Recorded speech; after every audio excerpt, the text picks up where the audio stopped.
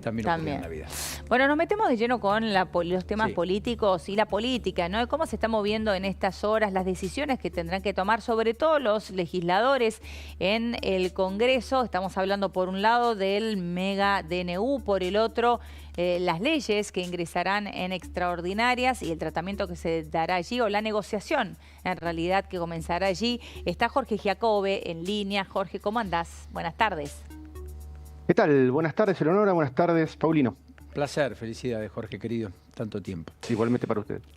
Bueno, un poco Helio planteó el tema, ¿no? ¿Qué estás viendo? Mira, hay una parte muy grande del análisis político que tiende a creer que el poder, que la capacidad de un presidente depende de la cantidad de senadores y de diputados que tenga.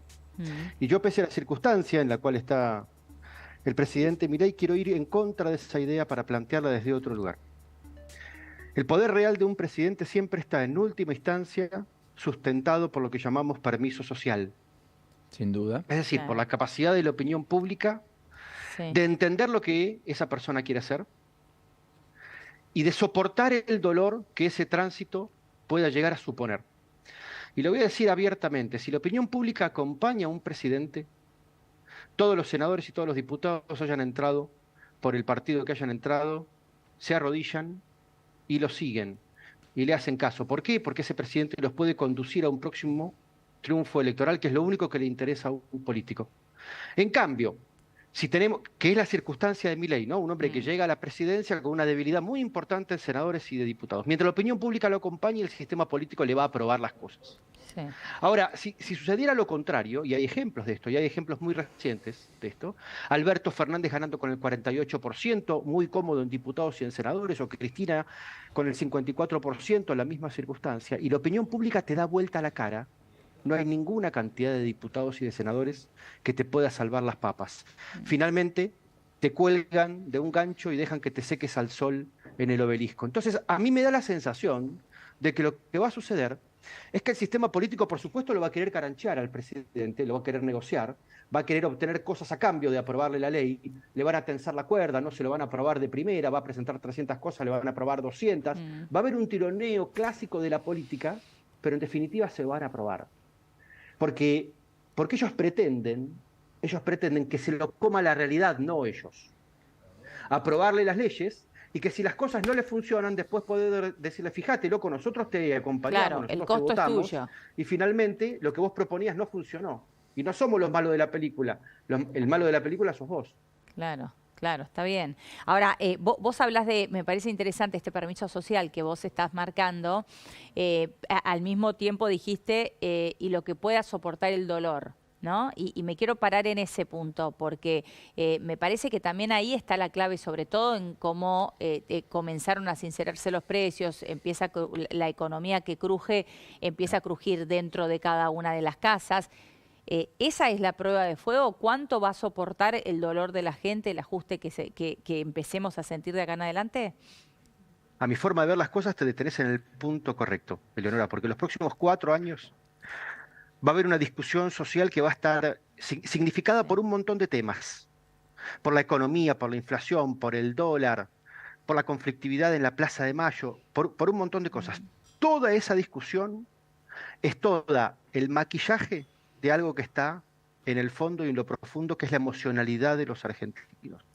¿Y cuánto toleramos? Los próximos 4 años la discusión real va a ser sobre el dolor, Eleonora, sobre el dolor. Sí. Yo he discutido con el presidente en el programa de Mirta Legrand, donde él conoce a Fátima Flores, lo siguiente.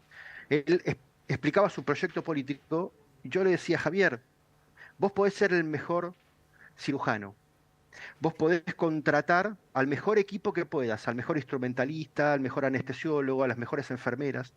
Podés tener, como tiene Milei, un simposio de cirujanos alrededor de él, de acuerdo con la operación que hay que hacer. Ninguna de esas cosas garantiza que el cuerpo resista la operación. Ninguna. Haciendo lo mejor que puede, eso no garantiza que la gente se lo banque.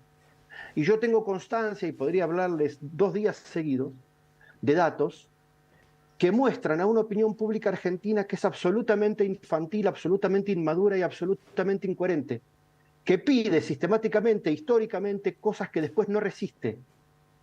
Cada tanto, Leonora, Sí. los argentinos queremos ir al anestesiólogo, tenemos dolor y el anestesiólogo te mete una pichicata y lo patea para adelante. Sí. Y nosotros sabemos que la estamos cagando porque el dolor no se patea para adelante, porque el problema se agrava. Cada tanto nos envalentonamos y queremos ir al traumatólogo. Y el traumatólogo, que siempre es un psicópata, te dice, vení que son 30 sesiones y no te va a doler. Pistola que no te va a doler, sí que te va a doler. Y nunca completamos las 30 sesiones, hacemos 4 y después no nos la bancamos y volvemos al anestesiólogo. Este es el juego que hemos vivido y que hemos producido los argentinos los últimos 200 años, por no contar los 400 del Virreinato del Río de la Plata, entre un modelo político y el otro. Entonces, Sí, el punto para un presidente es administrar a un pueblo que, insisto, es inmaduro, que es incoherente y que no sabemos si resiste el dolor. en el medio también está la ejemplaridad y la austeridad, ¿no? Que yo creo que son estandartes y valores que la política debe tener, y la dirigencia en particular, para reconstruir autoridad. Porque finalmente todo eso que vos decís quizás tenga mayor o menor plafón, si en el poder lo que hay es austeridad y una clara ejemplaridad en el sentido de lo que te piden. Porque si el esfuerzo lo haces vos mientras la fiesta la disfrutan otros, vacunatorio no hay VIP duda. o fiesta en Olivos, sabemos dónde termina. Y ahí la licencia social se derrite como un helado. Ahora, si lo otro también existe, los negocios no son para los amigos, las concesiones no están en, los mismos de siempre ya dejan de ser los mismos de siempre, cambian al menos las caras. Si además cambian las prácticas, mucho mejor. Definitivamente creo que hay una sociedad un poco más complaciente, más allá de comprender Claro, no lo es que vos decías. lineal, pero decís que Y, es más complaciente. pero te ayuda un poco. Es el empresario Sí. pyme que no puede pagar el salario, pero vino de vacaciones 40 días de Europa. No me la cuentes a mí. Ahora, hipotecaste la casa, vendiste el auto, apareciste en un remis y decís, muchachos, se terminó, no hay plata, quizás me acompañen. Son dos cosas distintas. ¿Puede haber algo de esto, Jorge? Sí, claro que hay algo de eso. Porque ahora nos metemos, con tu comentario, Paulino, nos metemos en el cuánto puede durar la tolerancia social. Y si hay un líder que le pide a su pueblo un esfuerzo grande y lo acompaña desde lo impecable de la moralidad y de la ética, Sí. entonces ese pueblo va a resistir un poco más. Y si no lo hace, entonces el liderazgo se rompe y la confianza se rompe. Milei no puede tener una foto de la joda de Olivos de Fabiola, no lo puede tener. No lo puede tener porque le va a romper el corazón a la gente Sí, y sus sí. tiempos se van a cortar. No puede tener un caso de corrupción. Puede tener un caso de corrupción como puede tener cualquier gobierno, pero si él encuentra un funcionario choreando, lo tiene que colgar de un gancho. ¿Qué es lo que dijo que iba a hacer, se supone, no? Porque si Claro. no, lo que va a suceder es que le va a romper el corazón a la gente. Imagínate a San Martín pidiéndole a 30.000 tipos que crucen los Andes a pata y cagados de frío y él de joda arriba de un caballo blanco, ¿no? Digo, no hubiera sido posible. No hubiera sido posible. Él tiene que conservar ese liderazgo, pero insisto en esta idea, aún conservándolo, aún siendo un espartano, aún siendo una zeta, yo no te doy ninguna garantía de que la gente pueda soportar el dolor durante tanto tiempo.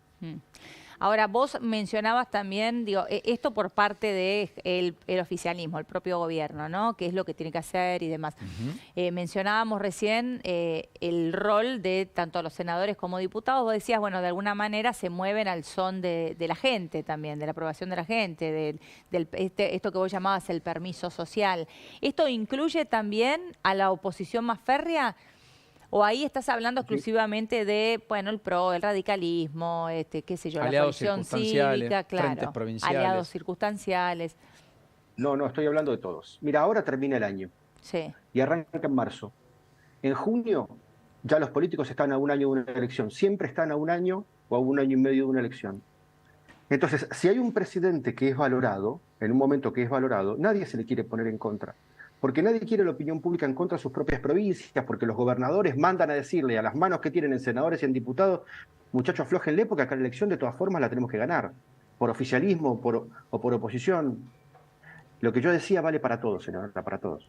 bien. Jorge, ¿estás viendo, más allá de esta cuestión, que pueda reconstruir aliados para, pese a no tener propios, empezar a contar con algunos que se le parecen a los propios, como intendentes o gobernadores, que hay un trabajo político de Milei en eso, o que Milei está envalentonado en dar una batalla de cambio de clima de época argentina, etcétera, y que su lugar es ese, el de la transformación macro, después veremos en lo micro, del sistema, entendiendo por sistema todo lo que ya conocemos? Mira, yo creo que él cometería un error si pretende gestionar para ganar las elecciones de medio término, para decirlo bruscamente. Ujú. Porque la intención de un presidente de ganar las elecciones de medio término es meterse en el miedo, es tratar de calmar el dolor, es tratar de conformar a todos. Y entonces empiezan a negociar con el miedo y el miedo te lleva a la nada y el sistema político te caranchea. Sí, porque el miedo La Claro. única paraliza. forma, claro, te paraliza. Yo creo que él puede ganar las elecciones de medio término queriendo perderlas, Paulino, para ser brutal. Sí. Correcto, entiendo. Sí, y me parece que él acierta en ese primer acto simbólico de hablar en las escalinatas del Congreso de cara a la opinión pública. Y la opinión pública no estaba en la plaza, estaba del otro lado de las cámaras, pero sí de cara a la opinión pública. Si él niega al sistema político y gobierna de cara a la opinión pública y le va bien, el sistema político se le va a allanar. Y si le va mal, lo van a colgar de un gancho. Bueno, hasta ahora ha demostrado que evidentemente no le importa o no le teme a pagar el costo, ¿no? Digo, con el mega DNU también lo ha demostrado. Digo, La cuota de osadía ha la sido osadía alta, o no hay duda. valentía la tiene sin lugar a duda. Yo creo que eso es, porque pensaba en esto que vos decís, no tiene que intentar querer ganar en las elecciones de medio término, porque ahí volveríamos al plano, usando la imagen que vos decías, Jorge, volveríamos al anestesista, volveríamos a la anestesia para Bueno, claro. intentar ganar esas elecciones de medio término, ¿no? Bueno, lo que vos comentás me parece que vale más o vale menos en función de contra qué Milei lo comparemos. Mm. Y lo comparamos con el Milei anterior, las PASO, que era un incendiario que decía todos los planes sociales se van, vamos a echar el 70% de la planta del Estado. Es decir, el Milei más incendiario, el Milei de mayor voltaje, Sí. que tenía esa forma, estrategia como método de posicionarse frente a la opinión pública, si lo comparamos contra ese, hoy lo vemos un poco temeroso. Si lo comparamos contra el Milei, que está entre las PASO y las generales, y entre las generales y la segunda vuelta, está bastante cerca de lo que dijo que iba a hacer, que era un Milei mucho más mesurado que el primero. Digo, está siendo consecuente con el segundo Milei, no con el primero. Y entonces hay una parte de su público que lo está corriendo como si te dijera por derecha. Che, loco, acordate que el año pasado vos dijiste que ibas a voltear todo y no estás volteando todo, estás volteando una parte. Sin embargo, yo estoy midiendo, voy a publicar datos mañana, Sí. y lo que te puedo decir es que el público primario de Milei, los El del 30 puntos que lo 30%, siguieron en las digamos. PASO y en las generales, están contentos con lo que él está haciendo. Que tiene Me parece mucho... que todavía no les llegó la boleta de la luz. O sea, su núcleo duro, está bien. Sí, está bien, Claro, y el pero otro 25% está aceptándolo y lo está mirando como de reojo. Expectante. pero está bien lo que marcás, porque Claro. de ese 30% inicial de Milei, no menos de 20, 25 puntos se explican, no del total de los votos de Milei, sino porcentuales brutos, Sí. De sectores que acompañaron recientemente más al peronismo que cualquier otra fuerza. Él entró en la base de la pirámide social como no entró nunca Cambiemos o Juntos, por decirlo de algún modo, por eso ganó en provincias como Salta, ganó provincias históricamente aliadas al peronismo, Río Negro, Neuquén, Tierra del Fuego, solo por citar algunas, Misiones, en las PASO. Esa gente que se supone son de estratos populares a los cuales la inflación les golpea el doble, etcétera, vos decís que en tus estudios cualitativos que mañana vas a mostrar, aunque no sea un anticipo, pero por lo menos efectivamente por lo que dijiste vos, sigue acompañando férreamente a Milei. Sigue acompañando férreamente a Milei. Me parece muy interesante revisar esto que abrías recién, Paulino, porque hay que entender cuál es la estructura de ese primer 30% de Milei y por qué lo llegaron a votar. Yo hago siempre la misma pregunta. ¿De verdad hay 30% de los argentinos que está leyendo a John Rawls, a Buchanan, a Hayek o a von Mises? No. La respuesta es que no. La respuesta es que no. Muy bien. ¿No? De la misma manera que no hay 35% de kirchneristas leyendo a Laclau, ni hay 3% de los argentinos leyendo el imperialismo como etapa superior del capitalismo de Vladimir Lenin. No, esto responde a una cuestión emocional. Y esa cuestión emocional es un grupo de gente pobre, que es a la que vos señalabas, que necesita a alguien que dé la sensación de que le puede resolver los problemas económicos. Si es por izquierda o por derecha, la verdad que no importa. O es una discusión de segundo orden o de tercer orden. Ese 30%, una parte muy pequeña, es liberal, ideológica y racional. La mayor parte es emocional. Emocionalmente el voto de Milei está muy bien estructurado, ideológicamente es mucho más blando, pero emocionalmente ellos dicen, muchachos, hasta ahora nos gobernaron civiles y militares, peronistas y radicales, de izquierda y derecha, y entre todos convirtieron un país de 75% de clase media en 50% de pobres. Son todos lo mismo. Y hay que resetear esto. Ahora eso es emocional. Votaron a Milei como quien vota a Papá Noel. Y si Papá Noel no viene con la bolsa de regalo, los chicos miran para otro lado. Sí, pero un Papá Noel diferente, Jorge, porque en realidad lo votaron a un Papá Noel que le dijo justamente no voy a llegar con la bolsa de regalos. Para que a vos te llegue el regalo, te llegará en la próxima Navidad, pero esta Navidad yo llego sin regalos, porque en definitiva es lo que hizo. Les digo, te voy a arreglar la economía, pero en el medio va a doler. Déjame meter un matiz a eso. Dale.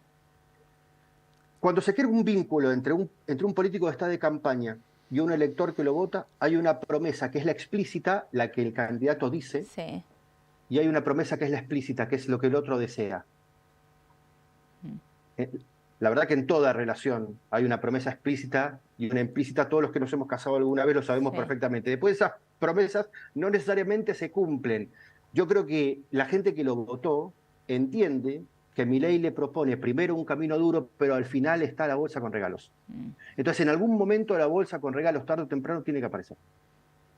La razón del esfuerzo. Sí. Claro. Y lo que resta dilucidar es, en expectativa, de aquel que tenía implícita esa expectativa y ese pacto con Milei, ¿cuál es el final del camino? ¿6 meses, un año, 4, 10? Para que se cumpla, porque en el medio va la vida y la vida tiene muchos hiperestímulos, estamos acelerados, la tecnología lo permite, nuestros chicos quieren todo para ayer y los grandes empezamos a sentir algo parecido. Entonces, ahí es donde yo creo, ayúdame a entender, Jorge, tu planteo, muy lúcido, por cierto, como siempre, y te agradezco estos minutos con nosotros, que efectivamente ves a una sociedad inmadura que por un lado va a reclamar todo eso y cuando llegue todo eso va a decir, no, pero esto no lo quería. Mira, te voy a decir 2 cosas. Nosotros estamos tratando de mensurarlo, estamos tratando de crear preguntas para eso, pero sabemos perfectamente que las herramientas de investigación social, que son herramientas que apelan por lo general a lo consciente del ser humano, intentan bosquejar esto, pero no lo pueden terminar de definir porque la mente humana cambia y el comportamiento cambia todo el tiempo. Por lo que yo estoy midiendo ahora, te diría que me da la sensación de que el permiso social que va a tener el presidente Milei va a estar entre el de Alberto Fernández, que fueron 3 meses, también que era un caso muy especial, y el de Mauricio Macri, que fueron 2 años. Entonces lo podemos poner en 6 meses, lo podemos poner en 1 año. Pero también sabemos que esto va a ir cambiando día a día, porque vuelvo a la misma metáfora, cuando vos vas al kinesiólogo, estás caminando hacia la primera sesión, vos decís, yo me las banco a las 30 sesiones. Sí. Y cuando estás por la segunda, decís, no sé si me banco las 30 sesiones, y cuando estás por la cuarta, decís, no me lo banco más. Sí, ya está, claro, sí, es cierto. Es cierto, no, es verdad. Es apasionante escucharlo, cierto, Jorge, por el nivel de apasionamiento, por lo que conoce de la política, por el análisis, por lo original de sus planteos en muchos casos. Querido Jorge, enorme abrazo y lo mejor para el cierre de año y nos reencontraremos, si Dios quiere, en 2024. Gracias y buen año para ustedes. Adiós. Un beso, Jorge, gracias. Ahí está Jorge Jacobe con nosotros.